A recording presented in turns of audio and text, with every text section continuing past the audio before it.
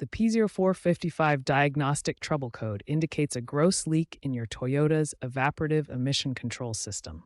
This system captures and stores fuel vapors to prevent them from escaping into the atmosphere. A gross leak means the system has detected a leak larger than 0.040 inches in diameter, which can cause the check engine light to come on. Common causes include a loose or damaged gas cap, which is one of the most frequent issues.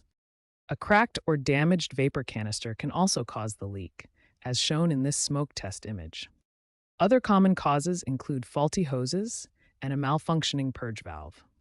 Addressing the P0455 code promptly is important to prevent increased emissions, reduce potential fire risk, and avoid failing emissions tests.